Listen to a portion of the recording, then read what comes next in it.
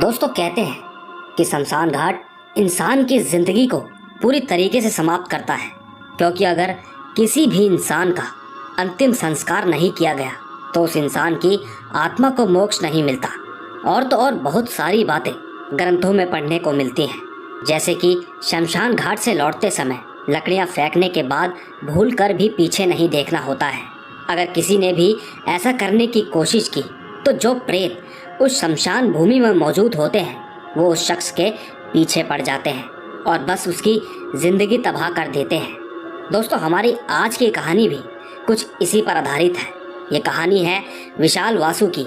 विशाल अपने ही एक रिश्तेदार के शव को शमशान घाट में विसर्जित करके वापस घर लौट रहा था, लेकिन वो कभी भी इन सब बातों को नहीं मानता था और उसे उस वक्त बड़ी उत्तेजना हुई कि एक बार वो पीछे मुड़कर देखे और जाने कि आखिर पीछे क्या है।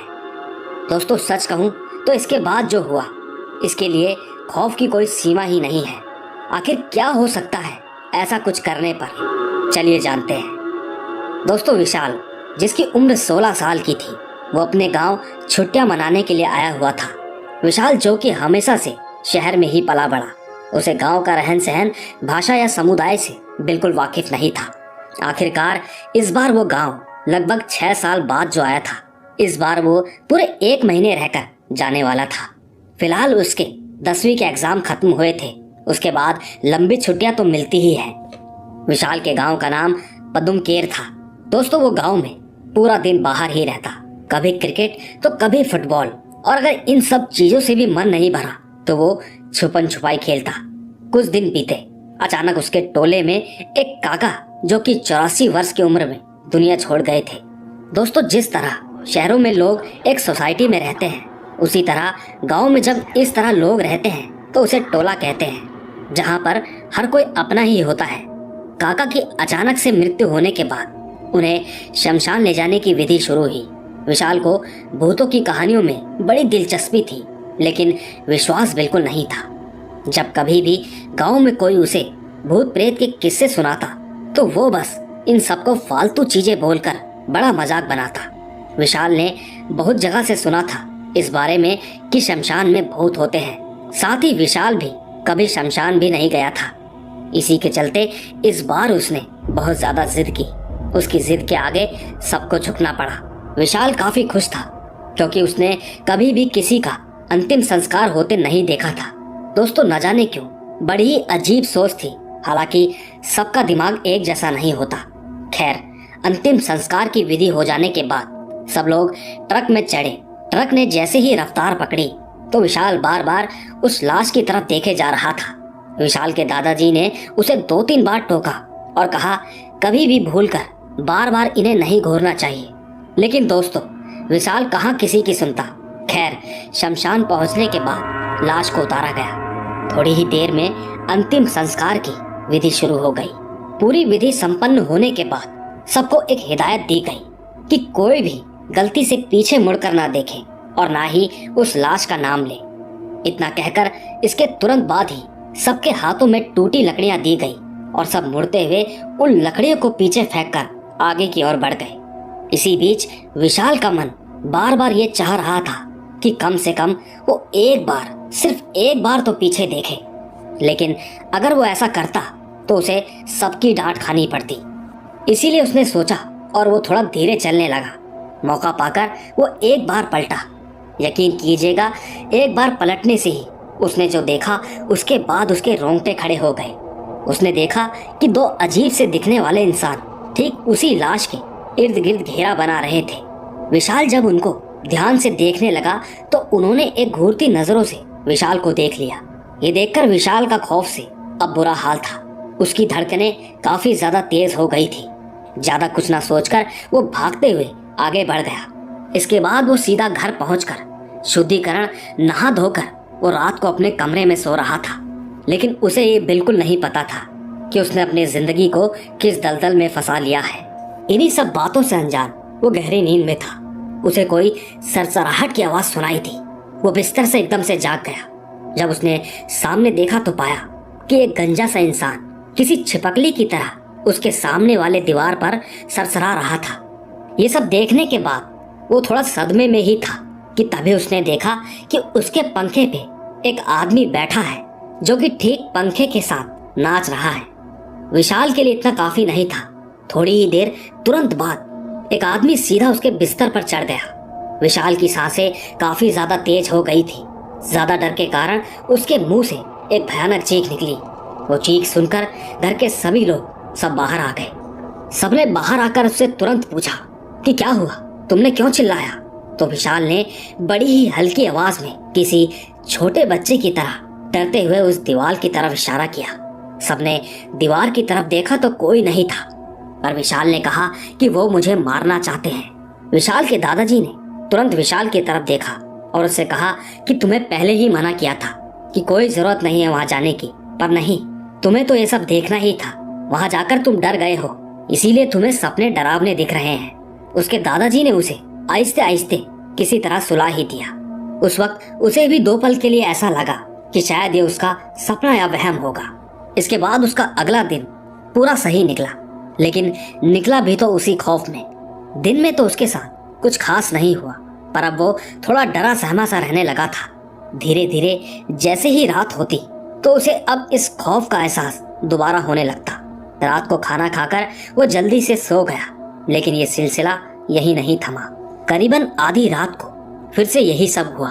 उसे दोबारा सरसराहट की आवाज सुनाई दी, जिसकी वजह से वो फिर से जाग उठा। ये सब देखते ही उसने चिल्लाना चाहा, पर इस बार वो नाकाम रहा। उसने पूरी तरह से चिल्लाने की कोशिश की, लेकिन उसके मुंह से एक भी लफ्ज नहीं निकल पा रहा था। वो तीनों आत्माएं उसे परेशान कर रही थी।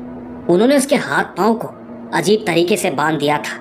वो चाह कर भी कुछ नहीं कर पा रहा था। विशाल अपनी आंखें बंद किए बैठा था, लेकिन वो तीनों उससे कह रहे थे कि तुम्हें नहीं पता कि तुमने जो गलती की है उसका भुगतान तो तुम्हें देना ही होगा। तूने जिंदगी में सबसे बड़ी गलती कर दी है। खैर, अब तेरे पास जिंदगी ही कहाँ बची है। भटकती रूहों की श्रेणी में बहुत जल्द तेरा भी नाम होगा। इतना कहकर एक अजीब सी हंसी के साथ तीनों विलुप्त हो गए। विशाल के हाथ पांव और मुंह अपने आप खुल गया। उसे तो यकीन हो गया था कि इस दुनिया में एक और भी दुनिया है। वो इतना ज्यादा डर गया था कि इसके अगले दिन ही वो जिद करने लगा कि अब वो शहर वापस जाना चाहता है। उसे लग रहा था कि शायद अगर वो गांव से दूर चला जाएगा तो इन आत्माओं से भी एकदम दूर हो जाएगा। लेकिन दोस्तों, ये सिर्फ उसकी गलत फहमी थी। शहर पहुंचने के बाद उसके साथ कुछ दिनों तक तो सब कुछ ठीक रहा, लेकिन इस बार जो होने वाला था वो तो पहले से भी ज्यादा खौफनाक था। एक रात विशाल वॉशरूम गया और जैसे ही वॉश बेसिन के सामने लगे शीशे पर उसकी नजर पड़ी तो उसने देखा कि वही आत्मा उसके पीछे वाली दीवार पर छिपकली की तरह सिसक रही है। विशाल तुरंत पलटा तो उसे वहां कोई नहीं दिखा। विशाल ने अपना वहम समझकर इसे अवॉइड किया, लेकिन इस बार उसने देखा कि अब तीनों किसी डरावने पुतले की तरह दीवार पर चिपके थे। इसे देखने के बाद उसकी हिम्मत नहीं थी कि वो पीछे भी देखे। वो भागता हुआ अपने कमरे में गया और कंबल लपेटे चुपचाप सो गया। वो पहले से ही बहुत ज्यादा डरा हुआ था। थोड़ी देर बाद ही उसे ऐसा लगने लगा कि जैसे कोई उसका बेड हिला रहा हो।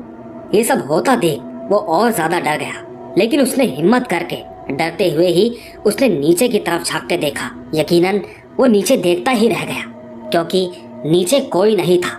लेकिन देखने से ये साफ पता चल रहा था कि हो ना हो कोई इसे नीचे से ही हिला रहा है। न जाने क्यों पर उसे वही जगह सेफ लग रही थी। किसी तरह रात कटी और फिर से सवेरा छा गया। अगली सुबह जब उसके माता पिता विशाल को उठाने गए तो उसे बिस्तर पर नहीं बल्कि उसी पलंग के नीचे पाया। विशाल को जब होश आया तो उसे कुछ भी याद नहीं था, लेकिन सच कहूँ तो इसके बाद विशाल की हरकतों में काफी बदलाव आ गया था। विशाल अब बड़ी अजीब अजीब आवाजें निकालने लगा था। अक्सर जैसे ही रात होती तो आधी रात को विशाल कुछ इस तरीके से चिल्लाता कि जैसे उसके शरीर की सभी हड्डियों को किसी ने एक साथ तोड़ दिया हो। धीरे धीरे अब ये हर रात की बात हो गई थी। हालांकि दिन में तो सब कुछ ठीक रहता, लेकिन सूरज ढलते ही विशाल के शरीर और मस्तिष्क में एक अजीब ही बदलाव आ जाता। साथ ही उसके माता पिता को कुछ भी समझ नहीं आ रहा था कि आखिर क्या हुआ है विशाल को। एक रात इसी तरह विशाल के कमरे में चुपचाप उसके माता पिता उसे देखने के लिए पहुंचे। उसके कमरे में पहुंचकर उसके माता पिता ने जो देखा वो देखकर वो भी खौफ से भर गए। उन्होंने देखा इस बार विशाल अजीब सी आवाजों में बात कर रहा था। वो बड़े ही अजीब तरीके से चिंगाड़ रहा था। उसका पूरा शरीर बदल चुका था। उसके चेहरे पर किसी के बड़े नाखूनों के निशान थे। आंखें एकदम लाल और चेहरे पर मुस्कान थी। वो दर्द से तड़पता और फिर एक अजीब सी हंसी हंसता। बहुत कुछ अजीब हो रहा था। थोड़ी ही देर बाद विशाल ने कहा कि माता पिता ये आत्माएं मुझे अपने साथ ले जाना चाहती हैं। अगली काली 14 रात तक का समय है। मुझे इनसे बचा लीजिए, वरना ये सब मुझे नोच खाएंगे। विशाल के माता पिता अपने बेटे की ऐसी हालत देखकर, जो कि मौत से भी बदतर थी, उनके भी आंसू छलक पड़े। लेकिन फिर उन्हें एक चीज याद आई। उन्हें ये याद आया कि ये हालात उसके गांव से आने के बाद ही बदले हैं। यानी कि कहीं ना कहीं गांव में ही कुछ ऐसा हुआ है जिसकी वजह से आज उसकी ये हालत है। दोस्तों, जैसे तैसे रात कटी। अगली सुबह जब विशाल नॉर्मल हुआ तो उन्होंने विशाल से पूछा कि बेटा, क्या तुमने गांव में जाकर भूत प्रेतों को कुछ गलत कहा था, या किसी तांत्रिक से झगड़ा मोल लिया, या कहीं किसी गलत जगह पर गए थे, या कहीं कुछ ऐसा किया जो तुम्हें नहीं करना चाहिए था? दोस्तों, विशाल थोड़ी देर तो चुप रहा, लेकिन थोड़ी देर बाद उससे बिल्कुल रहा नहीं गया, क्योंकि उसके दर्द की सीमा अब गुजर चुकी थी। उसने अब सच्चाई बताना ही ठीक समझा। उसने देरी ना करते हुए एक ही सांस में सब कुछ बता दिया, जिसके तुरंत बाद ही विशाल के माता पिता ने तय किया कि इसे इस आत्माओं से छुटकारा सिर्फ गांव में ही मिल सकता है। विशाल के माता पिता तो तुरंत ही गांव के लिए निकले। उस वक्त विशाल को गांव नहीं ले जाया जा सकता था, क्योंकि वो सफर में ही तहलका मचा देता। उन्होंने विशाल को बेड से जंजीरों से बांध दिया था और वो चुपचाप गांव के लिए निकल गए। उन्हें डर था कि कहीं गलती से विशाल को कुछ हो ना जाए। वक्त रहते ठीक उसी दिन उसके माता पिता गांव पहुंचे। गांव पहुंचते ही उन्होंने विशाल की परेशानी को बताया। परेशानी सुनकर विशाल के दादाजी ने कहा, ये तो बहुत खतरनाक हुआ। एक काम करते हैं, एक दूसरे गांव में एक बाबा रहते हैं। यहाँ किसी को भी कोई भूत पकड़ता है तो वही बाबा उसे बचाते हैं। सभी लोग तुरंत उस बाबा के पास गए। उन बाबा का नाम गौरी शंकर था। वो एक पंडित थे जो शमशान के पिंडदान वगैरह करते थे। शमशान की आत्माओं को मोक्ष दिलाने का यज्ञ भी यही करते थे। वहां पहुंचकर विशाल के माता पिता ने कहा, उन्हें जो चाहिए दिया जाएगा, बस आप किसी भी तरह हमारी मदद कीजिए। बाबा गौरी शंकर तुरंत उनके साथ चलने के लिए राजी हो गए। बाबा घर पहुंचे तो पूरा घर का माहौल उथल पुथल था। विशाल अपने कमरे में नहीं था। ढूंढने पर विशाल की माँ को दिखा कि विशाल ऊपर पंखे पर उल्टा लटका है। हालांकि विशाल ने अभी फांसी नहीं लगाई थी। बाबा ने गंगा जल उसके ऊपर छिड़का और उसे नीचे उतारा गया। थोड़ी देर बाद मंत्रों से शुद्धिकरण करके गंगा जल छिड़का गया, जिससे कि उसके अंदर की आत्मा अजीब तरीके से तड़पने लगी। गंगा जल एक शुद्ध जल होता है और ठीक उससे इंसानों को नहीं, शैतानों को तकलीफ होती है। इसीलिए इस बार तकलीफ उन आत्माओं को हो रही थी। काफी समय तक मंत्रों और तप की मदद से वो इस आत्माओं को निकालने में बिल्कुल सफल रहे। थोड़ी देर बाद उन तीनों ही आत्माओं को उन्होंने एक लोटे में कैद कर दिया और ठीक उस लोटे को एक लाल कपड़े से बांध दिया। तब जाकर पंडित बाबा ने कहा, जिस तरह इंसानों का आत्मसम्मान होता है, उसी तरह आत्माएं भी इसे महसूस करती हैं। इसीलिए जब लाश को फूंक दिया जाता है तो उसके साथ जो अन्य आत्माएं होती हैं, वो उस धुंध के जरिए मोक्ष तलाशती हैं। उस वक्त अगर किसी की नजर इन पर पड़ जाए तो उनका मकसद पूरा नहीं हो पाता। इसी बात का बदला लेने और विशाल की आत्मा को इसके शरीर से खींच निकालने के लिए वो तीनों आत्माएं इंतजार कर रही थी। साथ ही अगर 3 दिन और देर हो जाती तो शायद आप विशाल को हमेशा के लिए खो देते, क्योंकि 3 दिन बाद काली 14 की रात थी। दोस्तों, खैर विशाल कुछ समय तक बेहोश रहा और फिर होश में आ गया। उसे अपने किए पर बहुत ही ज्यादा शर्मिंदगी महसूस हुई। बाबा ने उसे एक लॉकेट दिया और इसे हमेशा अपने पास रखने को कहा। वैसे आज विशाल सही सलामत है। आप इसे बाबा की रहमत भी कह सकते हैं या किस्मत का लेखा जोखा। इसीलिए कहते हैं अंधविश्वास तब तक ही रहता है जब तक कि खुद के साथ ना घट जाए।